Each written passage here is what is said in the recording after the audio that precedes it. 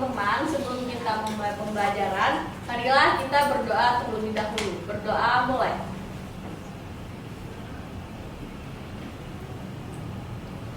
Berdoa selesai. Baiklah, sebelum kita memulai pembelajaran, Ibu akan mendata kehadiran terlebih dahulu. Nah, ketua kelas siapa yang tidak hadir hari ini? Semuanya hadir, Bu. Oh, alhamdulillah. Semuanya, semoga kita tetap bersemangat sampai akhir pembelajaran kita pada hari ini. Oh iya, kemarin kita sudah membahas mengenai teks apa ya? Ada yang masih ingat kemarin kita bahas mengenai apa? Teks prosedur, Bu. Iya. Nah, itu tanya nih sama Siti. Teks prosedur itu apa ya? Kemarin kita bahas. Teks prosedur adalah teks yang berisi langkah-langkah, Bu. Iya, benar sekali. Minggu kemarin kita sudah membahas mengenai teks prosedur. Teks prosedur itu adalah suatu teks yang berisi langkah-langkah ataupun cara melakukan sesuatu. Nah, ada yang masih ingat tidak? Apa saja contoh teks prosedur itu? Saya, Bu, contoh dari teks prosedur itu yaitu memasak mie instan. Iya, benar sekali ya. Jadi anak-anak ibu sudah paham nih semua apa itu teks prosedur. Nah, pada hari ini kita akan membahas mengenai teks laporan hasil observasi. Nah, anak-anak ibu sekalian, sebelum kita masuk ke materi, ibu akan menyampaikan tujuan pembelajaran kita pada hari ini. Yaitu tujuan pembelajaran kita itu ada 3. Yang pertama, siswa mampu mengidentifikasi pengertian teks LHO. Yang kedua, siswa mampu menyebutkan ciri-ciri teks LHO. Dan yang terakhir, siswa mampu menganalisis struktur teks LHO. Nah, sampai di sini ibu mau tanya nih, ada yang tahu tidak apa itu teks LHO? Saya, Bu. Ya, silakan Lara. Teks LHO itu teks hasil observasi kan, Bu? Iya, benar sekali. Teks LHO itu kepanjangannya adalah teks laporan hasil observasi. Nah, jadi anak-anak ibu sekalian pernah tidak mendengar kata laporan hasil observasi? Pernah? Pernah ya. Nah, ada yang tahu tidak apa itu laporan hasil observasi? Saya, Bu. Iya, silakan. Sepertinya pernah sih, Bu, laporan hasil observasi itu hasil observasi yang kita laporkan ya, Bu? Kok muter-muter sih, Bita? Iya. Teks laporan hasil observasi itu adalah suatu teks yang berisi laporan tertulis yang berisi data hasil observasi terhadap suatu makhluk hidup, benda, ataupun fenomena sosial tanpa opini pribadi alias tanpa dibuat-buat, begitu loh kita. Nah, observasi itu dilakukan secara langsung untuk mengumpulkan fakta yang dapat dibuktikan, sehingga teks ini menekankan keakuratan dan kebenaran berdasarkan kenyataan. Begitu, jadi teks observasi itu harus berupa harus nyata, harus fakta, tidak boleh dibuat-buat. Betul, Bu, berarti sebelum membuat teks laporan hasil observasi ini kita harus observasi dulu ya, Bu? Benar sekali, Vivian. Namanya aja teks LHO, teks laporan observasi. Maka kita harus melakukan observasi terlebih dahulu, begitu. Ya, sampai sini paham? Ada yang ditanyakan? Paham. Oke, paham ya semua. Kita lanjut. Apa ciri-ciri teks laporan hasil observasi? Ada yang tahu ciri-cirinya? Oh, ya tidak ada yang tahu ya. Ada yang jelaskan. Nah, ciri-ciri teks laporan hasil observasi itu yang pertama bersifat objektif, alias itu sesuai dengan faktanya. Yang kedua, memberikan informasi umum tentang objek tersebut. Yang ketiga, disusun secara sistematis, secara berurutan. Dan yang keempat, menggunakan bahasa baku yang jelas. Nah, itulah ciri-ciri teks laporan hasil observasi. Nah, sampai di sini ada yang ingin ditanyakan mengenai ciri-ciri teks laporan hasil observasi? Tidak. Nah, udah paham semua? Sudah, Bu. Oke, kita lanjutkan. Yang selanjutnya, ada yang tahu tidak apa saja struktur teks laporan hasil observasi? Saya tahu, Bu.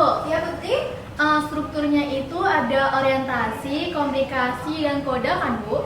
Lah, itu bukannya struktur teks cerpen? Iya, betul Siti. Itu struktur teks cerpen apa Putri? Nah, sedangkan struktur teks laporan hasil observasi itu ada 3. Yang pertama ada judul. Nah, judul merupakan bagian yang menunjukkan topik utama dari laporan hasil observasi. Nah, judul itu harus singkat, jelas, dan mencerminkan isi laporan. Nah, yang kedua itu strukturnya ada klasifikasi umum. Bagian ini menyajikan gambaran umum atau pengenalan awal tentang objek yang diamati. Biasanya mencakup definisi objek, jenis atau klasifikasi objek, serta karakteristik umum yang ada pada objek tersebut. Nah, yang ketiga itu strukturnya adalah deskripsi bagian. Deskripsi berisi mengenai rincian, ciri-ciri, perilaku, kondisi fisik, habitat, manfaat, dan hal-hal yang spesifik lainnya dari objek yang akan kita amati. Nah, bagian ini biasanya terdiri dari beberapa paragraf, tergantung objeknya, begitu. Sampai sini ada yang ditanyakan? Saya, Bu. Ya, Salma? Kalau bagian judul itu letaknya selalu di atas ya, Bu? Iya, benar sekali ya Salma. Judul itu selalu letaknya pada bagian atas. Nah, judul itu kan bagian yang menunjukkan topik utama dari laporan hasil observasi itu. Jadi judul tuh selalu letaknya di atas Salma. Kan nggak mungkin kan judul tuh letak di bawah? Iya, Kan Bu. pasti di atas. Oke, ada lagi yang bertanya? Ya, ada paham semua? Paham, Bu. Oke, kita lanjut ya. Nah, ini ada contoh teks LHO. Ada yang mau membacakannya? Saya, Bu. Ya, silakan pimpin. Cak. Sepatu, jenis, bahan, dan harga. Sepatu merupakan alas kaki yang berfungsi melindungi kaki saat berjalan atau beraktivitas. Sepatu telah menjadi bagian penting dari kebutuhan sehari-hari manusia, baik sebagai pelindung kaki, penunjang kenyamanan, maupun pelengkap gaya berpakaian, selama digunakan dalam kegiatan harian. Sepatu hadir dalam Sepatu juga memiliki fungsi Maaf, Bu, tidak terlihat. Sepatu juga memiliki fungsi khusus seperti untuk olahraga, kerja, hingga keperluan formal. Karena itu, sepatu hadir dalam berbagai jenis dan model yang terus berkembang sesuai zaman dan kebutuhan pemakainya. Jenis-jenis sepatu dibedakan berdasarkan bentuk dan tujuan penggunaannya. Beberapa jenis sepatu yang umum ditemukan antara lain sepatu sneakers, casual, dan olahraga ringan, sepatu formal, pantofel, atau Oxford, sepatu boots untuk medan berat atau bergaya, sepatu olahraga, running, futsal, basket, dan sepatu sandal santai dan ringan. Masing-masing jenis sepatu dirancang dengan model dan kenyamanan yang sesuai dengan kegunaannya. Pemilihan jenis sepatu yang tepat dapat mendukung aktivitas seseorang menjadi lebih nyaman dan efisien. Selain jenis, sepatu juga dibuat dari berbagai bahan yang mempengaruhi kualitas, tampilan, dan daya tahan seperti sepatu tersebut.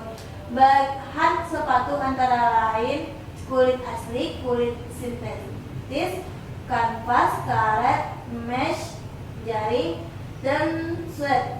Kulit asli biasanya digunakan untuk sepatu formal karena terlihat mewah dan tahan lama. Sementara bahan kanvas dan mesh lebih umum dipakai pada sepatu kasual dan olahraga karena ringan dan fleksibel. Pemilihan bahan yang tepat juga akan mempengaruhi kenyamanan dan perawatan sepatu. Harga sepatu sangat beragam tergantung pada jenis, bahan, dan merek. Sepatu dengan bahan sederhana seperti kanvas bisa dijual dengan harga mulai dari 50.000 hingga 200.000. Sepatu olahraga dan sneakers dan merek ternama biasanya dibanderol antara 300.000 hingga 1 juta. Oke, makasih Pipin. Nah, dari contoh teks LHO ini ada yang tahu tidak yang mana merupakan bagian judulnya? Saya Bu. Ya, Salma silakan. Itu Bu, judulnya bagian atas, sepatu, jenis, bahan, dan harga. Ya, benar sekali ya Salma. Seperti yang telah Ibu bilang ya, kalau judul itu selalu letaknya di atas. Oke, kita masuk struktur teks LHO yang kedua. Apa tadi? Klasifikasi umum. Ayo, ada yang tahu yang mana bagian klasifikasi umum?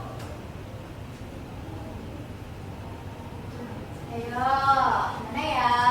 Ini ada berapa paragraf nih? 1, 2, 3, 4. Nah, di bagian manakah klasifikasi umum? Saya Bu, Ya, Uswatun. di paragraf pertama kan Bu, yang bagian sepatu merupakan alas kaki hingga dan kebutuhan pemakainya. Ya, benar ya. Klasifikasi umum itu berada di paragraf pertama, yaitu sepatu merupakan alas kaki yang berfungsi melindungi kaki saat berjalan atau beraktivitas. Sepatu telah menjadi bagian penting dari kebutuhan sehari-hari manusia, baik sebagai pelindung kaki, penunjang kenyamanan, maupun kelengkapan gaya berpakaian. Selain digunakan dalam kegiatan harian, sepatu juga memiliki fungsi khusus seperti untuk olahraga, kerja, hingga keperluan formal. Karena itu, sepatu hadir dalam berbagai jenis dan model yang terus berkembang sesuai dengan kebutuhan pemakaiannya. Oke, nah kita lanjut nih struktur teks LHO yang terakhir, yaitu deskripsi bagian. Ada yang tahu, ada Ibu? Yang mana bagian deskripsi bagiannya? Saya Bu, Ya. deskripsi bagian itu dimulai dari paragraf kedua sampai paragraf terakhir kan Bu, dari jenis-jenis sepatu hingga 1 juta.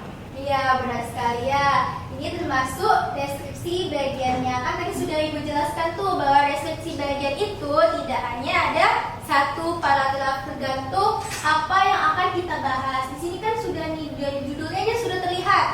Sepatu, jenis, bahan, dan harga. Nah, pasti yang akan dibahas di dalam teks tersebut itu mengenai jenis, bahan, dan harga dari topik sepatu. Tuh. Nah, sampai sini ada yang ingin ditanyakan? Tidak, Bu. Mengerti semua? Mengerti, Bu. Wah, semangat kali ya. Oke, karena sudah ngerti, kita tutup pembelajaran kita. Oh ya, sebelum kita tutup nih, bertanya, ada yang ingin memberikan kesimpulan pembelajaran kita pada hari ini? Saya Bu, Ya. hari ini kita belajar tentang teks laporan hasil observasi. Teks laporan hasil observasi adalah teks yang berisi laporan tertulis yang berisi data hasil observasi tentang makhluk hidup, benda, peristiwa, atau fenomena sosial Bu. Nah, teks ini tanpa adanya opini pribadi Bu. Teks ini memiliki ciri-ciri yang pertama bersifat objektif atau sesuai fakta, yang kedua memberikan informasi tentang objek, dan yang ketiga bisa diuji secara sistematis, yang keempat menggunakan bahasa yang baku dan jelas. Struktur teks LHO ada 3, yaitu adanya judul, klasifikasi umum, dan juga deskripsi bagian Bu. Iya, terima kasih Ana. Nah, itulah pembelajaran kita pada hari ini. Ibu tanya kembali, ada yang ingin ditanyakan? Tidak, Ibu. Oke.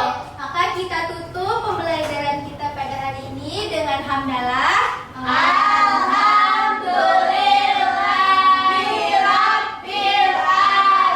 Oke, baiklah Ibu akhiri. Maaf apabila ada kesalahan dan kekurangan dalam penyampaian Ibu pada hari ini. Ibu akhiri. Wassalamualaikum warahmatullahi wabarakatuh.